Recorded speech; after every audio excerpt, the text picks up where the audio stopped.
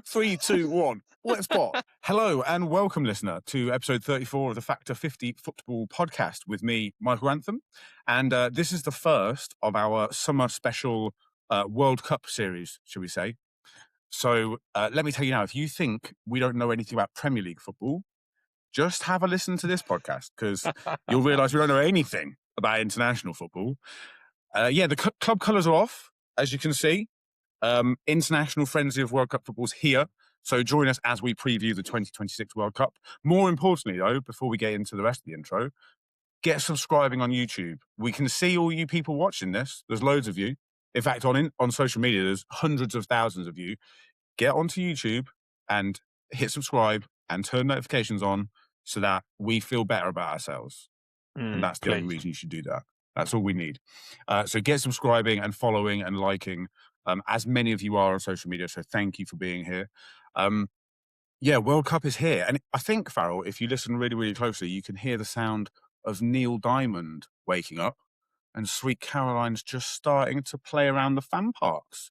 Oh, yeah. You can also hear the sound of overpriced booze being thrown in the air randomly every time there's a goal. What and a waste piss. of money. And a lot of piss probably. Thankfully, that's not happened to me. So the World Cup is here, and to preview the tournament with me, as ever, is a man whose opinions I can now agree with for like 6 weeks before he goes back to being wrong the rest of the year. It is Adam Farrell. How are you doing, mate? Hello, mate. Yeah, I'm good. Yeah, do you know what? It's good, isn't it? International tournaments, we can all come together. All on the same side. Be on the same side for once. But I generally do get super excited about the World Cup. Like, so excited. Sometimes it catches me in random moments. I'm just working and I get a little butterfly in the stomach. Like, ooh. Yeah. It's Haiti against Ghana tonight. Well, we'll get into it later, but the Qatar World Cup was perfect for me because I had just started my business. So I was working from home in this man cave office. So I got to watch every game whilst I was working. And it was delightful. Absolutely glorious. That is, we're coming on later, listener, to World Cup memories. And I've actually put next to the Qatar World Cup, my main memory is working from home because the games were during the day, most of them. Yeah. So just sat, like, you got 3 screens or whatever. 2 of them have got football on. And your emails open on the third one. It's great. In stark contrast to the absolute shambles that this World Cup is already. But we'll a little bit. Well, they're on at weird times, the games, as well, aren't they? Not optimal times for us. Well, yeah, I think the group games, absolutely fine. Like, it's not a problem. I know Ali, my partner's very happy about the group games times because she can sort of get a bit of, us time, and also she can then go to bed whilst I watch the football kicking off. Or you stay up and watch football. 9 and 10 p.m s. Yeah, the group stage is good. But, like, if you want to watch, whatever 2 nations play, there's probably quite a few big group games that are on at, like, 2 a.m. over here.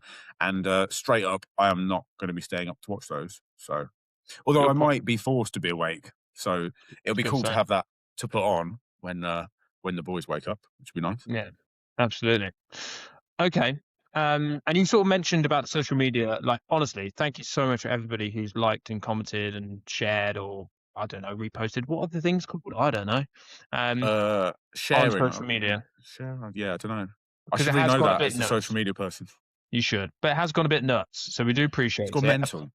I really appreciate the people who are calling Mike a bold prick. So if you can just keep that up. That'd be great. I quite enjoy that as well. There's nothing I like more than replying to people who just spew hatred online. It's quite fun. Like, I just find if you're sort of genuinely sarcastically nice to them, it makes them even more angry. And I just really enjoy winding people up. It's good fun. I would say most of the interactions we've had on those posts, apart from a few weirdos, have been like genuinely really positive, or like agreeing with what you were saying, or Ryan was saying, or I was saying.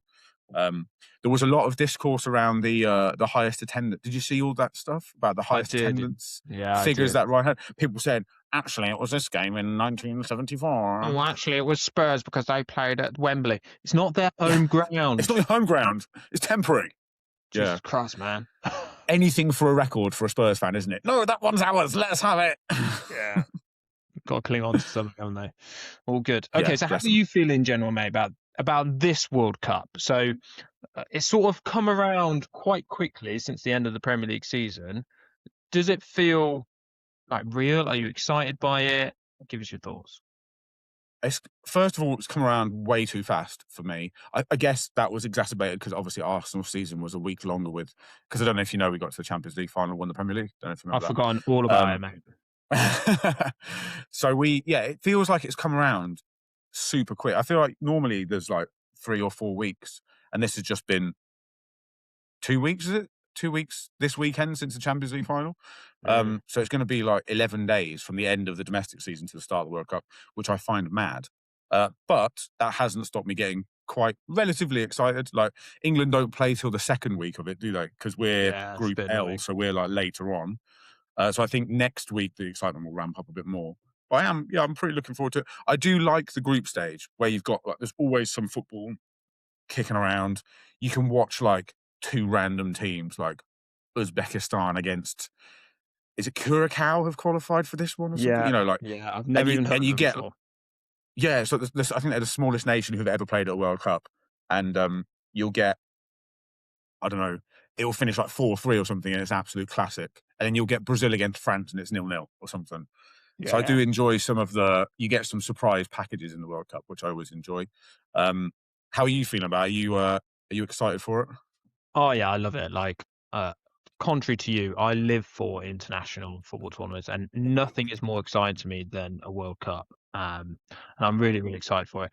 I'm not sure about the this World Cup. One being in America, and we know we've got lots of American listeners, so don't worry, I'm not having a pop at you.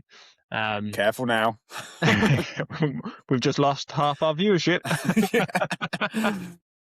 um, but they've hosted it twice now, and you know how is that happening? I know how and why that's happening because of The Tino. secret ingredient is Yeah, crime. is crime. Is little payoffs. Yeah. And then obviously there's loads more teams in it this year than what there has been before. So there's 48 teams in this World Yeah. Cup, Yeah. which is great for the smaller nations, but it does sort of make a little mockery of the group stages because obviously the top 2 go through, but also third place playoffs as well mean that. Did your washing machine just go off then? Well, Yeah, it did. Yeah, it's just finished a cycle, mate. Thank you. you, Yeah. you can pick that up afterwards. That's fine. Yeah, I'll get it. Don't worry. Um, Sun's just come out. I'll hang that up later. so yeah, and with the third place playoffs, like loads of people are going to be making it through. Is it going to make for a really competitive group games? I'm not too sure. I do think England's group games are actually potentially a little bit of banana skins in there. I think they're more tricky than we think, especially looking at how we've been playing recently. I mean, I don't know if you watched any of England's totally stupid, useless warm-up game against New Zealand. I did not. No. It was an absolute load of shite. So I watched it. Did you? Um, yeah, and obviously Kane scored a headed goal, and the Yeah. rest of it was just a total waste. Obviously, he changed the team fully at half time, so it was one team first, second team, another half. But it was a slight Did worry. anyone stand out? Not really. I think everyone, and Oh, Tuchel said this himself, everyone was trying to be a bit too individual there. right. I think trying to stake a claim or trying to, run through a load of players. But we are going to come up against those low blocks, which we've seen time and time again with England playing. We always struggle to break them down. And I'm quite worried we're going to be so reliant on Harry Kane more than ever in this World Cup. And he's obviously in the form of his life, but yeah, that's going to be tricky, I think. Yeah. So the group stages, we've got obviously Croatia, Panama, Ghana. Not in Mhm. that order. We've got Croatia first, so the Yeah, hardest game first. I reckon we've got hardest first, then like the second hardest, and the easy yeah, one. goes Do you downhill. think there is a jeopardy in playing Croatia first? Because first of all, obviously it's the first game, so you're not in the most cohesive team kind of environment because they've only just started playing together. But let's say you play the first game, the hardest game first, and you lose, shock result, whatever. Although losing to Croatia probably wouldn't be a massive shock. They're quite good. Then there's loads of pressure on the Ghana game to win that one Mm, because you lost your first one and you want to finish you want to finish top really because then you get an easier draw yeah. theoretically in the knockout round. Do you think we're going to beat Croatia? Do you think that's a bit of a banana skin? I don't think they're the Croatia team of old, right? So I don't think they're as good as what they were previously. Obviously, we've had experience of losing to Croatia in a World Cup semi-final. Happy days. Happy days. But they're not that team. I mean, Modric is 40 odd now, is he? 51? Yeah, I think he's like 60? 40, 63. Yeah. I think he's 40, 41, is he? There was Yeah. a good stat going around. I think there's 4 players who have played at the last 6 World Cups. Actually, let me ask you the question. Can you name the 4 players? I mean, we've got one of them already. Can you Yeah. name those 4 players? Well, the other one's Messi and Ronaldo, and then I'd imagine the other one is the Mexican goalkeeper, Ochoa or something like It that. is, yeah. Yeah. Correct. There you go. Those 4 players. Knowledge. Bomb. I take back what I said at the start. We're experts. Yeah, we know what we're talking about. But no, Yeah. I do. To answer your question, no, I do think it's a potential banana skin for us because I'm not sure Tuchel knows his best team. So it'll be interesting. We're recording this obviously on Wednesday as usual, and England play again tonight in another warm-up game at 9 p.m. So I would expect him to play his first team in this warm-up game for Yeah. 60 minutes, probably at least. But I'm not sure Tuchel really knows it. There's still positions up for grabs. Like he's talking about Bellingham this week, saying he's not an automatic starter. He's come out recently today and said Saka is still managing an injury and is either not going to be fit to start, or if he does start, he's going to be playing 60 minutes max. And I was looking through the squad. I was like, who replaces Saka on that side? Noni Madueke. The man And I'm like, himself. The man, the myth, the legend. I'm not sure. Can Morgan Rogers play on the right? I think he can, but that's the problem. We've got so many left-sided. So you've got Gordon, Rashford, Rogers. But obviously, you could play central as Ezra's well. left-sided. If he's Ezra's gonna go left-sided. one way or the other, he's going left. Yeah. So we're packed and absolute stats on that left side, middle to left side.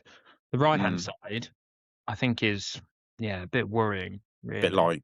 Yeah, a bit Yeah. light. He must have a plan for that though. He picked a squad. Like he would I have hope known so. that Saka's carrying injuries and stuff. I bet I hope most of so. them are carrying something.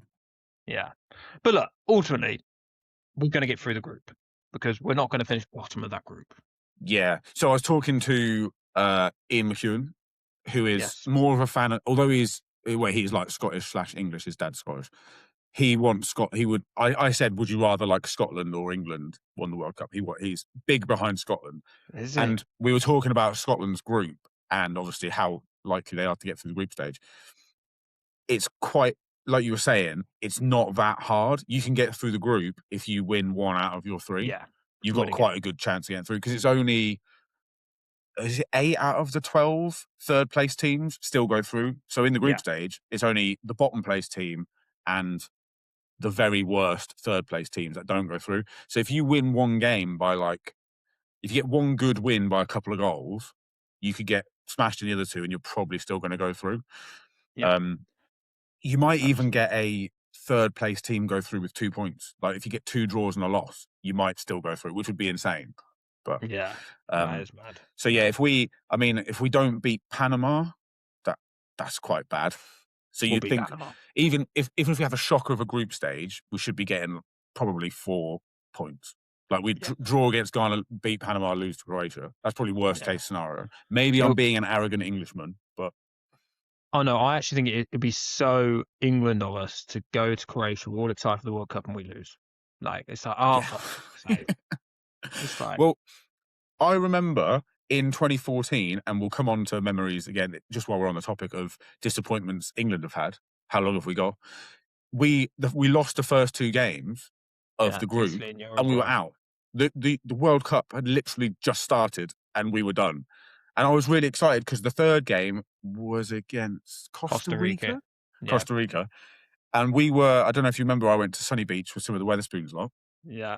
And we were like, oh, we're going to be in Sunny Beach for the third group game. It's like, well, we're already out. It doesn't matter. No one watched. We didn't even watch it. and we drew 0-0 against Costa Rica. Yeah. It was we so literally bad. didn't win a game in that group game, and that, I mean, that was Roy Hodgson and that was Gary, bad. Gary Neville. It was a difficult group, but that was still bad. It was a difficult group. I mean, we had Harry Kane taking corners, so great. Not ideal for that. Yeah. Okay, so we plot through England's route then. So let's say we do finish top. So then we'll get a third placed team of either group E, H, I, J, or K. Okay, apparently. Is that right? H, I, Jesus Christ. So it could be like one of 5 teams. Could be lots of different ones. So that's last 32. So if you qualify from the group stages, you're into the final 32. So you would expect, again, England probably would pull out, as barring a disaster, a half decent team that we could beat in the last 32. So you'd expect us to get through that. Yeah. So it could be like we could face Ecuador or something like that. And it's not going to be easy, but we would expect to go through. Yeah. My concern is when we get to the last 16. Yeah. So have you got the wall chart up? I'm not got my wall chart up yet, but it will be going up soon. I haven't got it on the wall, but I've got it here. I've got an electronic version. And apparently, so if we win in the last 32, the last 16 will be, again, a bunch of third place teams or A1. I haven't looked who that might be. So that would be, actually, that's not a bad group. So Mexico, South Africa, South Korea, Czech Republic, the winner of that group. Mexico could be the most likely, but I think that's a potential banana skin. One, they're joint hosts of it, and the game would be in Mexico. True. Yeah. And they're not bad. They've got some good players, haven't they, Mexico?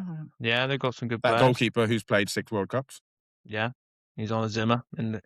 So I just think you don't want to play a host nation in their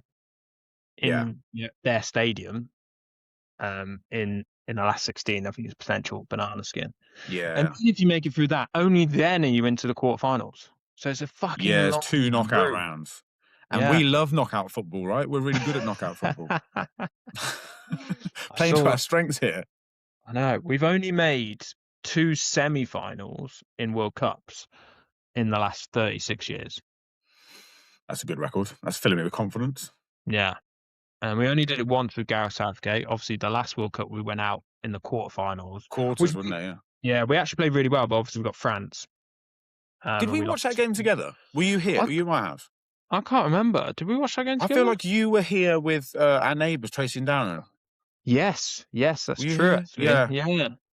There's a crushing disappointment to it. Yeah. We were, because we were behind, and then I remember France scored, we equalised. France scored again, and then Kane missed that penalty, didn't he, to equalise again and take it to extra time. Yeah. Not only did we get knocked out of the World Cup, I was left in Basingstoke. Fucking hell. It's a good night in Basingstoke, mate. That is depressing. Double whammy for you. Yeah.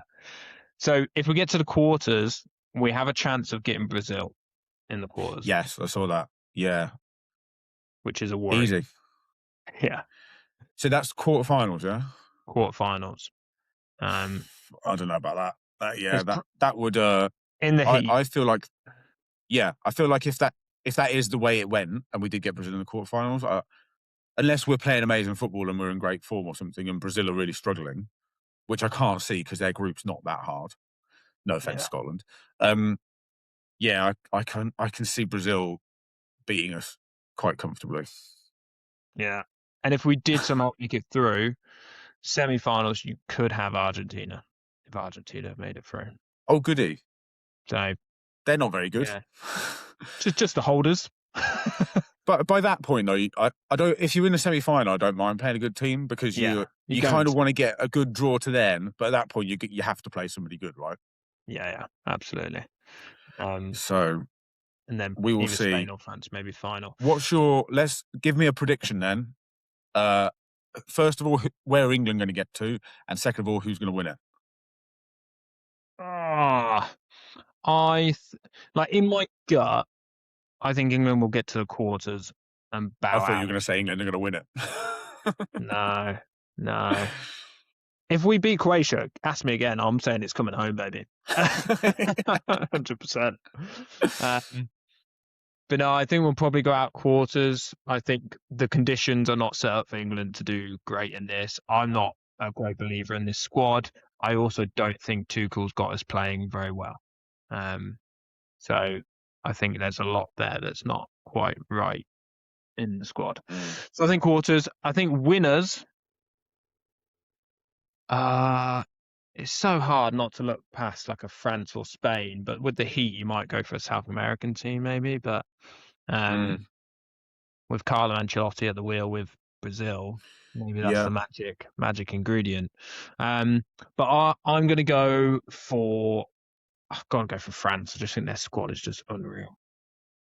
Yeah, their squad depth is Yeah, probably comfortably the best. Like starting 11 wise, you can argue the toss between like France, Spain, Brazil, Argentina, but France's squad depth is just mental. Which in the heat, with players getting tired, could make a massive difference. I also think a lot of the French team. Maybe I'm just thinking of PSG players, but I feel like a lot of the French team haven't played as many minutes yeah, because they definitely. especially like the PSG players, like Dembele and Doué and that, they they've played like the equivalent of 12 or 13 league games this season. So they are fresh Exactly. because that's what they did in the Champions League to us. Like they were much, much fresher. I feel like their players are going to be the same at the World Cup. Um, Yeah, and that doesn't bode well for England because most of our players play in the Premier League and yeah, they've all played 60 games already and they're knackered. And then like Saka nursing injuries. He's not injured, but he just like you can see how tired he is on the pitch because his superpower is running, right? He just runs all day long and he just looks fucking knackered all the time. you've worn him into the ground. Fucking hell, that poor Yeah. man. I think he's played 4,500 minutes this season. I don't know how many games. I think he's played 55 games or something, and he doesn't get substituted. So Yeah, ever. Yeah, yeah. okay. What about you then? Same question to you. England and Um, winners. it, so if you hadn't answered first, I'd have said what you said: quarterfinals and France. But in the interest of being more interesting, England, I think, I'll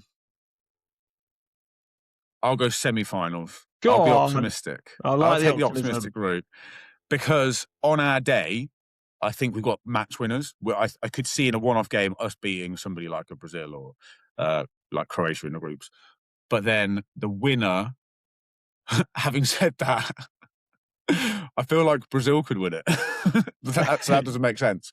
Um, Yeah, I'll go Spain because I think they'll be better in the heat. They've got a very, very good. I don't think their squad's quite as good as France, but they've still got a very, yeah, very good squad.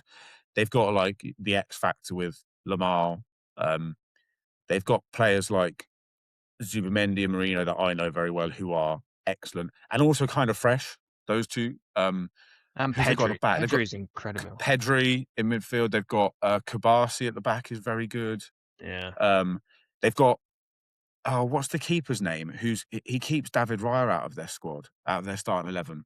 Um, the Spanish Was it goalkeeper, I can't remember. But if he's keeping David Raya on the bench, he must be quite good. So yeah, De La in the Fuente? interest of sorry, Is it De La Fuente? no, he's a coach, isn't Oh yeah, sorry, I've written the wrong thing. Yeah. he? I don't know. Who is the goalkeeper for Spanish Spain? goalkeeper. Um, yeah, in the interest of being more interested in not just saying France, I'll say Spain. Got Garcia or Um, Simon? Is it? Unai Yeah. Simon, that's it. Yeah, okay. Um, I think he keeps David Raya out there, and also Garcia won. He won like best goalkeeper in La Liga as well last season. So they've Did got it? three unbelievable goalkeepers. They've got like goal scoring and talent. Their technical level is ridiculous. I also think a thing for Spain could be in the heat, keeping the ball means you don't have to Yeah. run as much, and they're Yeah. like they're the pass masters, aren't they? They'll just pass it around you. That's one thing I So think we're I'll not go great at. Spain. Yeah. I No, think not that's one. really.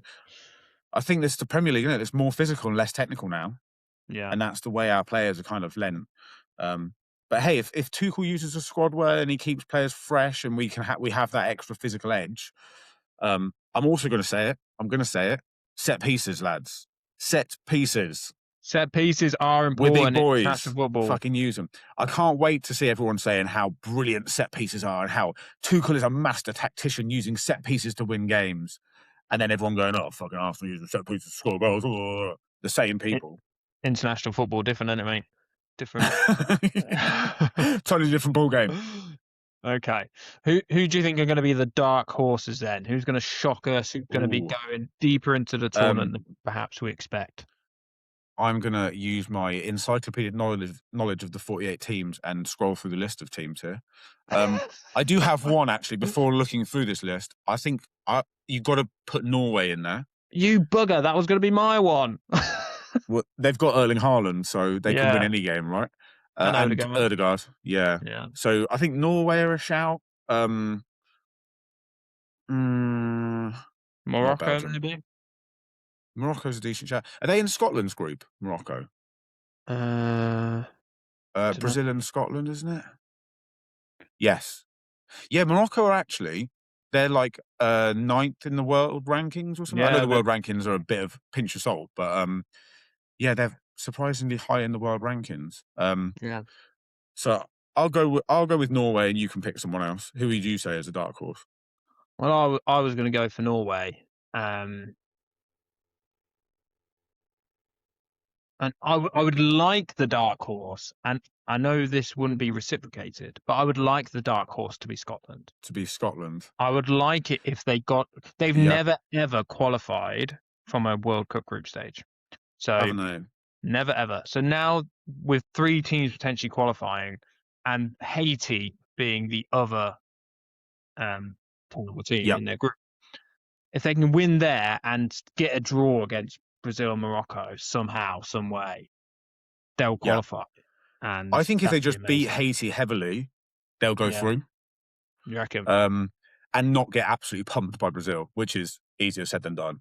Yeah. But if they smash Haiti, they've got a good chance of getting through, I reckon. And try and get a draw against who's the other team they've got? Morocco. Yeah. Yeah. McGinn and McTominay in midfield. They've got a chance. Who, sorry? McTominay. I don't like to say his name anymore because he's left us and turned into an amazing player. And he's really good now, yeah. Yeah. It's amazing how that correlates. He's got fantastic hair as well. He never he had does, that. yeah. He's got some sort of like Italian suave to him now. Yeah. He has.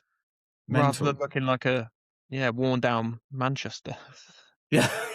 Just so sad. It's so cold and raining. Can I just throw another dark horse into the mix? Go on then. United States. Host nation. Okay. Their group is Paraguay, Australia, and Turkey. I wonder how that's happened. Yeah. But that's a winnable group for them, I think. Yeah, they've got who've they got? They've got Pulisic still, haven't they? They've got Big Matt Turner in goal. Austin Trusty, both ex-Arsenal players. Who have they got? Who else have they got? They've got they've got Weston McKennie, haven't they? USA World Cup squad. They've got that what's his name? He used to play for Dortmund. He might still play for Dortmund, actually. Bear with me. Adam, say some interesting things while I Google this.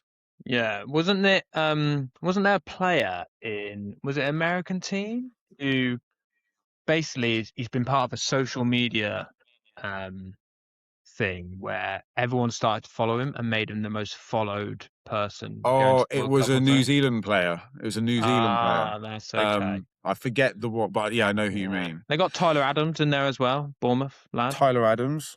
They've got the guy I was thinking is Gio Reyna. I don't know if he's still at Dortmund, but he's quite a technical wizard, I think.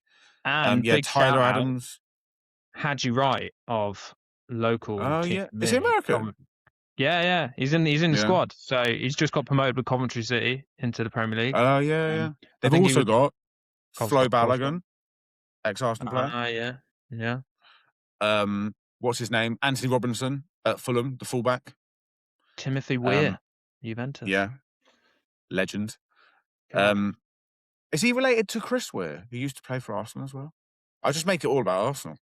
Yeah, you do. You need to stop this. But they've got like I think they've got a decent first I 11. think They might I think struggle it's with the size of the squad, but I think it's a good shout. I think it's mm, a good shout. Okay. I'll put them in. I think that's not bad at all. So what Yeah, do you think then about the World Cup being in the US? So there's a few things for me. I do think that the football's going to suffer. The heat's obviously a massive problem, and they've introduced drinks breaks now within the game, so mandatory drinks breaks, which are obviously going to break up the flow of the game. So I think we're going to see really quite slow football. I really hope I'm wrong. Slow football. I think you're right. Set pieces are going to be massive. It's going to be small moments, because teams are going to be able to break up the play. You're not going to really struggle to get rhythm. And then USA hosting it again, and when we haven't hosted it for fucking ages, like infuriates me. And the fact that basically it's just a route for Infantino to get voted in again, because yeah. if It's just you political, give, isn't it? yeah, if you give the extra countries a chance to play in the US, in the World Cup, so expand the World Cup, more countries go and play in it. Who are those countries going to vote for the next time they're going to vote for a president of FIFA?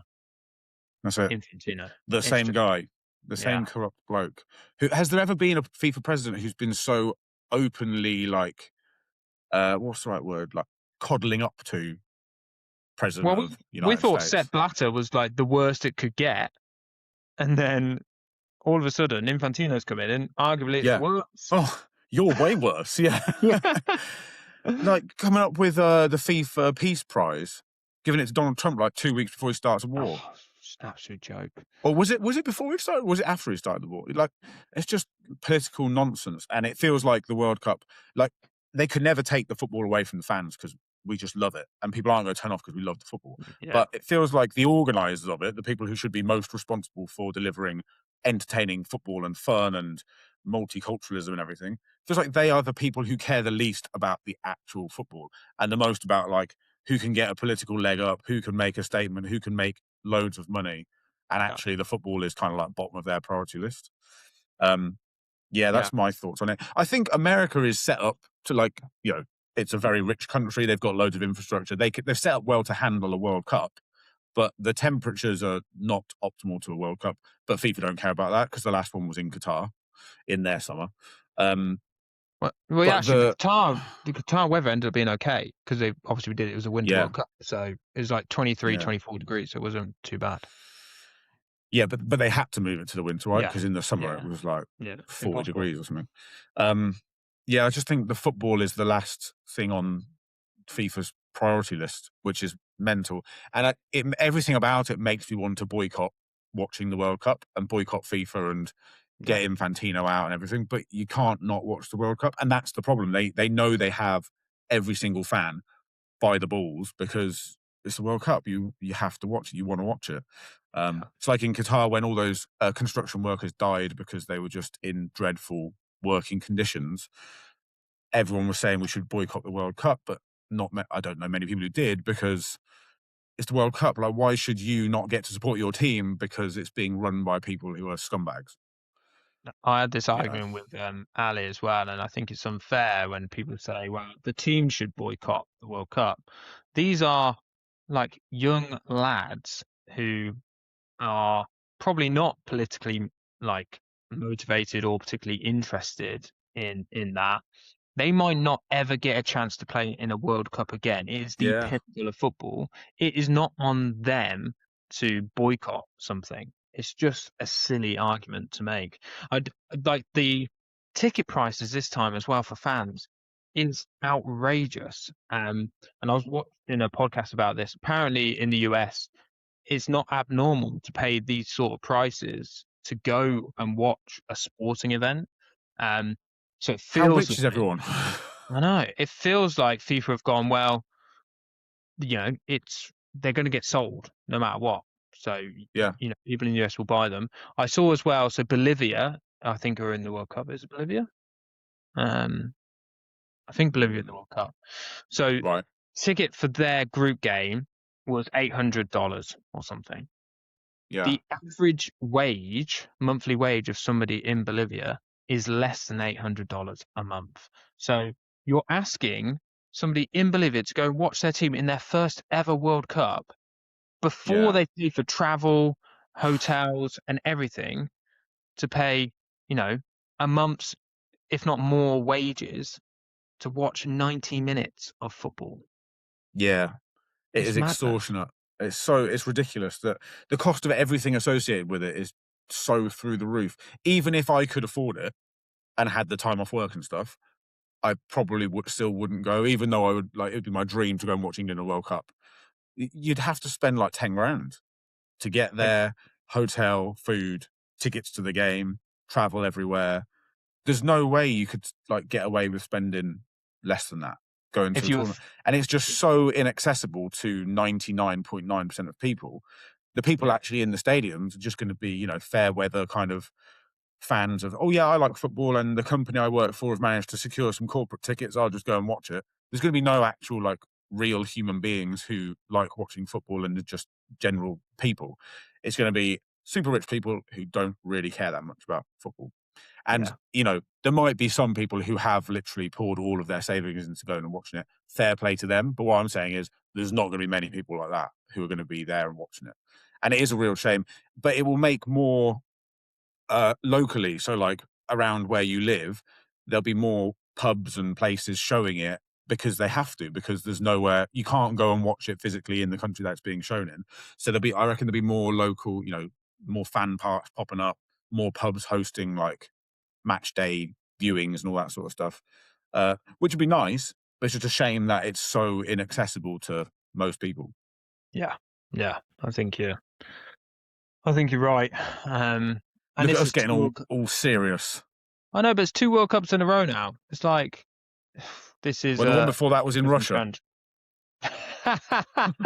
Yeah, yeah. Okay. Yeah. Are we saying bring back the Russian World Cup? Yeah, maybe. But Yeah, there's a trend here, isn't there? Even Brazil had its issues, didn't it? Because it was literally right on Yeah, the slums. Which yeah. let's segue into some World Cup memories, shall we? Shall we get that nostalgia Oh, back and let's go think back to the about good World Cups. all the times England have ultimately failed at World Cup? Yeah. Take a trip down memory failure lane. So Well, we were what is talking before this podcast, weren't we, Farrell? And you apparently have no recollection of any previous World Cups. No, my brain doesn't work most of the time. So I'll experience something, I think it's amazing, and then as soon as it's finished, I instantly forget everything that's happened and I move on. I'm just looking to the future, mate. I don't have to look back. Don't live in the past, baby. Yeah.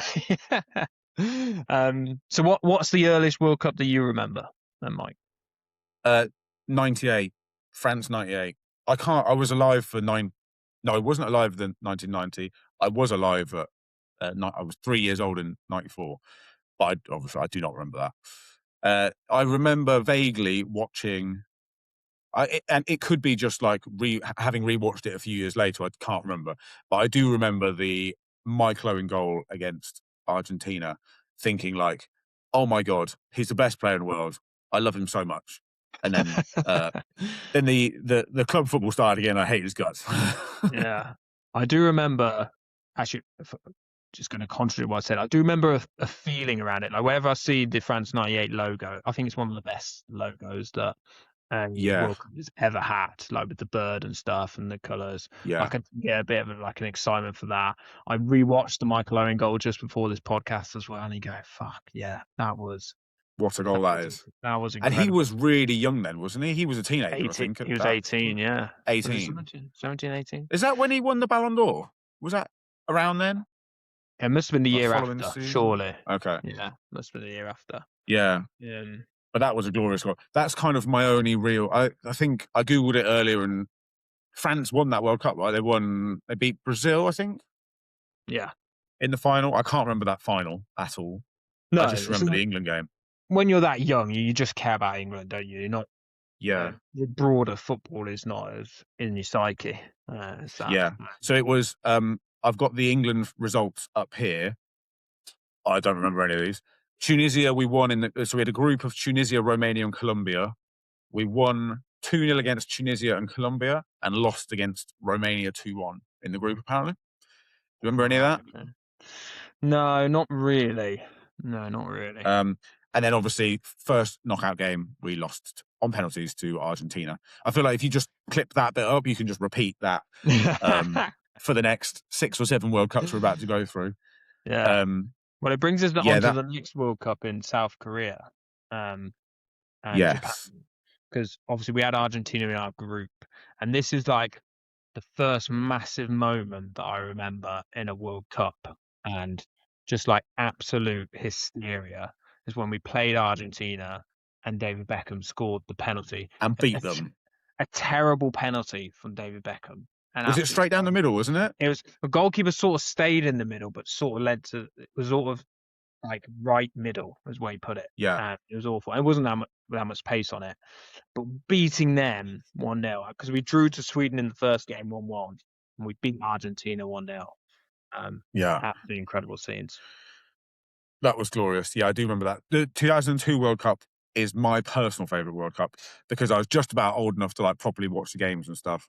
And I did like a I did like a handwritten diary.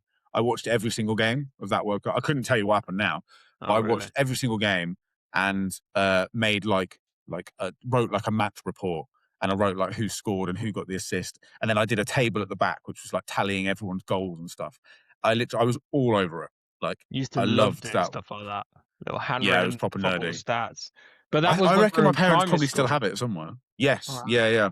Because in primary school, we got to watch the games because obviously the games were getting on weird times, so they might be on in the morning. So we got to watch the games in primary school. I remember that feeling like, whoa, this is so exciting! Like it's really Yeah. cool. You get a sense of how big it is when like Yeah, school is letting you watch it. like literally we're doing no work.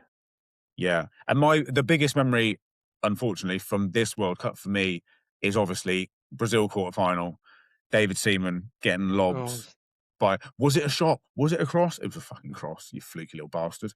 And that's the game I remember because we were in the school hall of our primary school and everyone was watching it and everyone was on such a high.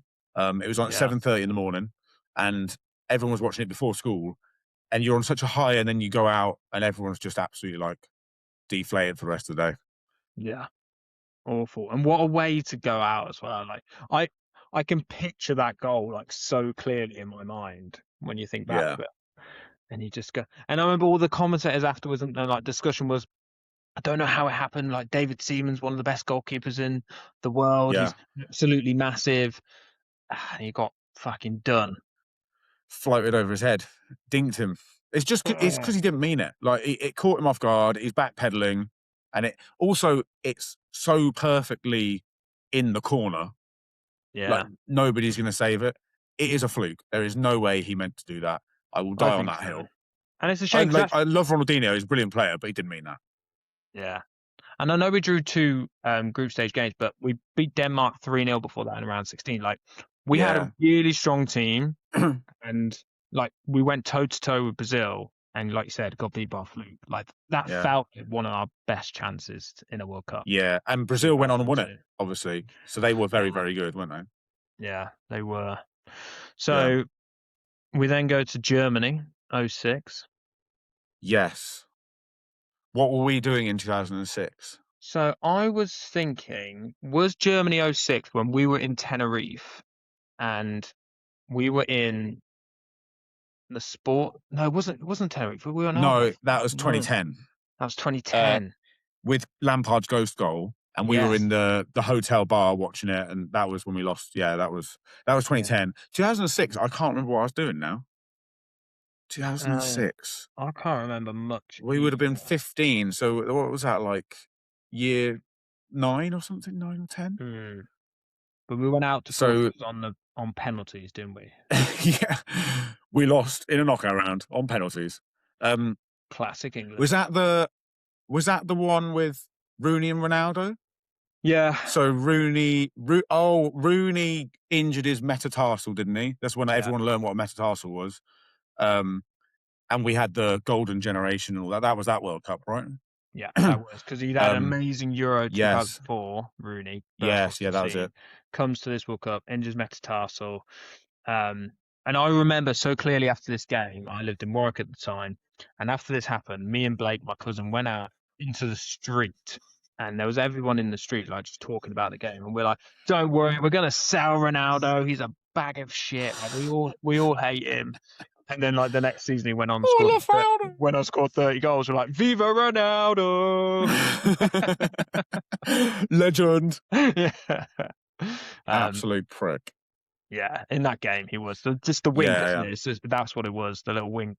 Yeah, yeah. And also he was deliberately just like trying to wind Rooney up. He knew he was gonna like kick off and he knew Yeah. it'd get him sent off. So he was constantly barging into him and nudging him and stamping on him and all those little snide shitty things that little snide shitbags do. Um and it's good to see he hasn't changed. Like whatever it is, 20 years later, he's still a snide shitbag wank house. So we really think, mate. Yeah, I'm not a massive fan. One of my favourite memories of this World Cup, though, was it Joe Cole, I think, Oh, was that the scoring that chest? absolute Boom. chest and Yeah. bang, top corner, left-footed. I'm a left footer. I was like, oh, I'm going to go down the park and do that. I couldn't do that. But from whatever it was, 30-odd yards, that's one of my favourite goals. I think he actually hit it with his right foot. I think Joe Cole's left Did he? footed. He actually hit it with his right foot. Yeah.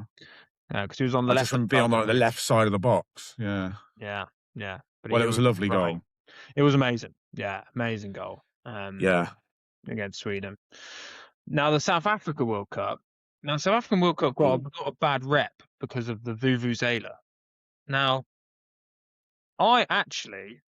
I really enjoyed the atmosphere and the sounds of Vuvuzela made.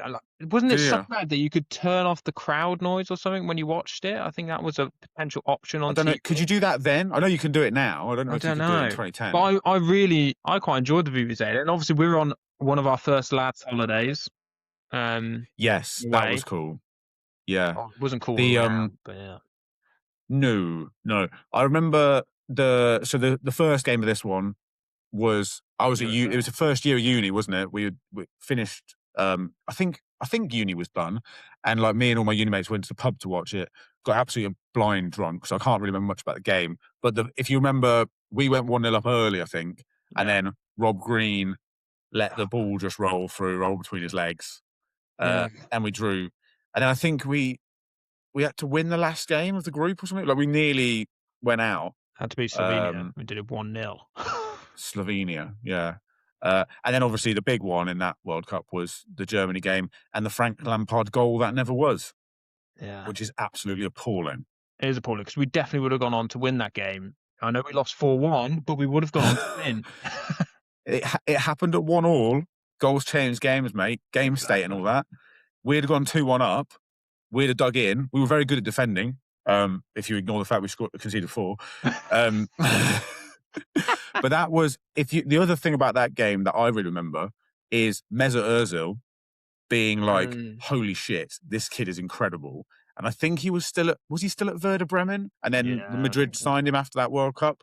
And I remember thinking like, oh, I wish we signed that guy. And then obviously a few years later, we did sign him. And we didn't win anything with him. But, no, we did. We won the FA Cup. But I just remember him being incredible. That is one of my favourite things about World Cups as well. It used to always happen with Sir Alex. So we'd watch a World Cup.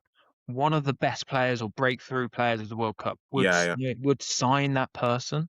And it's like, that's exciting. Because again, we had less access or ability to see all these players or like see clips of them. So you would see them in the World Cup for the first time and go, oh my God, this person's incredible. And then you would sign them. And then the excitement at that point, start season, is like incredible.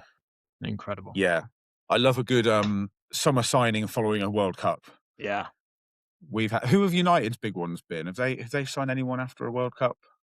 I've just said that. Did Ferguson used to do it? He used to do it quite a lot.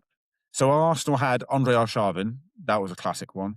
And probably our most successful was Gilberto Silva in 2002. He was unbelievably good at that World Cup. I think that was, Brazil won that World Cup. And Wenger, I don't think Wenger had seen him play. I think, he'd watched obviously his games on TV, and he just basically said to David Dean, "Go and buy that player." Yeah, He I played. I remember. think he played for Panathinaikos or something, and he was like, "Go over there to the World Cup and come back with Gilberto Silva," and that was it. And I think that's all he did that summer. Well, it was all he needs to do. Yeah, Well, let's skip over Brazil 2014 because we've sort of discussed it previously, and it was a fucking dreadful because we went out and absolutely. we 2-1 went loss, on 2-1 to. loss, 0-0 draw in a dead But rubber. but then comes in the Gareth Southgate era. Now Gareth Southgate Southgate, divides. you're the one. You Oh, still turn me on. fucking waistcoat. Football's coming home. Loved it. It really splits opinion for England fans, I think. And I do not understand why. If you look back, we've just gone through all the previous World Cups. We're shit. We're absolutely shit. Southgate comes in, his first World Cup, we get to a semi-final Mm, in Russia. It yeah, was and some decent results. Win our first game, Tunisia 2-1. We beat Panama 6-1. Same again, yeah. please. It's coming again, Panama. And we lost to Belgium 1-0 on purpose to get a better draw. Smart. Smart Very thinking. smart. We Yeah, won yeah. on penalties for the first time ever in a World Cup against Colombia.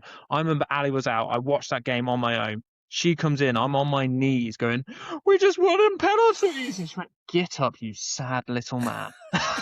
You want to get a life, mate. Yeah, yeah.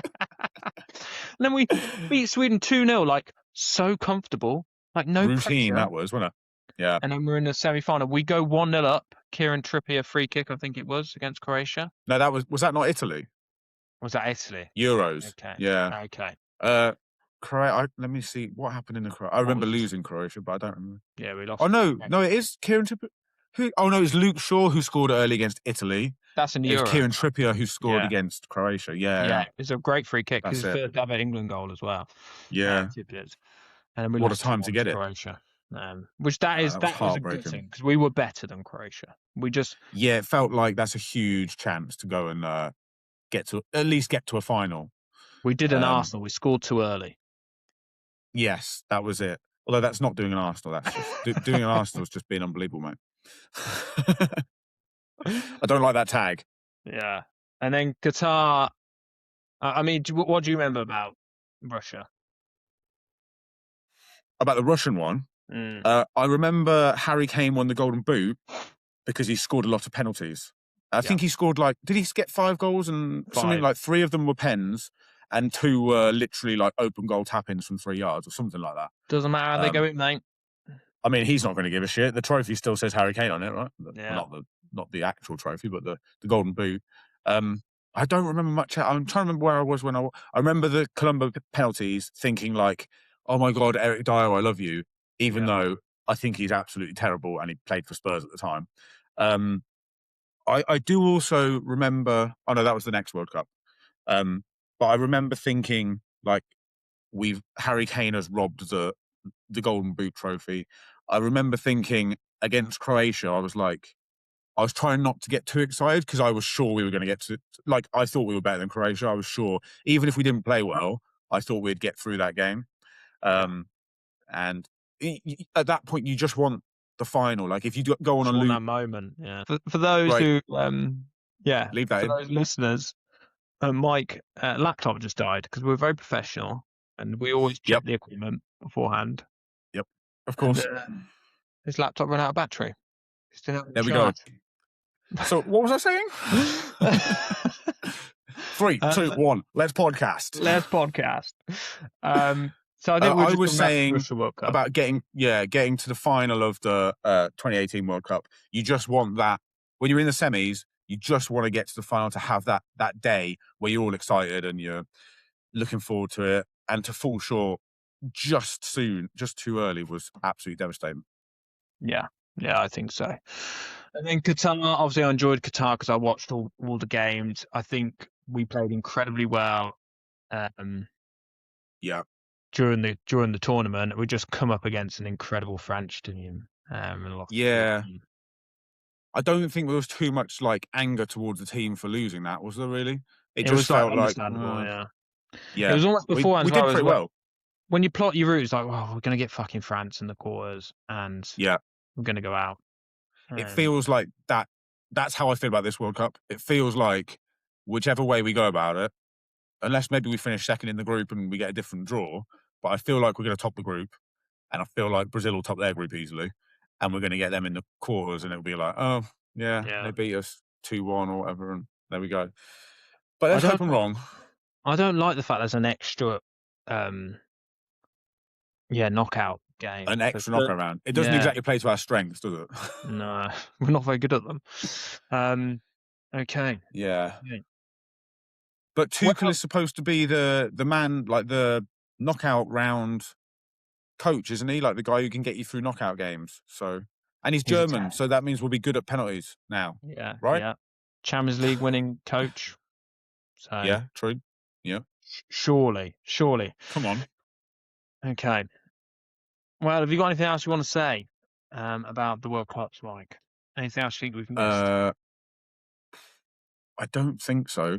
I think we've done our prediction. We've picked our wild card, dark horse people, and we're both wildly pessimistic about it. So Yeah. So if you weren't depressed before you watched this podcast, yeah, you come. yeah, Uh, you know, as soon as the first game starts, we're all going to be there, like you said, singing "Sweet Caroline." It's coming home. We're going to be saying it. flinging our beers about. Let's hope it bloody happens. Yeah, We all get that moment together. We will be following England's journey throughout the World Cup, and continuing our weekly episodes. I think, Mike, is the plan, isn't it? yeah. So, Why not? we haven't plotted where those land, and we've probably plotted them awfully, and it will be Well, completely out of date by the time you've listened. I've just looked, and our England's first game is next Wednesday at 9 p.m. So we're going to record the podcast at 11 a.m. and then 10 hours later it'll be out of date. Maybe we do a different day. Yeah, this is the weekly part of the podcast where we plan the next week's podcast. we should do it off air, but yeah, maybe we try and squeeze it on a Thursday or something after the game. Yeah. Okay. Fine. And please comment with your favourite World Cup memories. Please call in Mike a bold prick again. Absolutely. Like and subscribe, all that sort of jazz. And come on, England, it's coming out. 3 lines.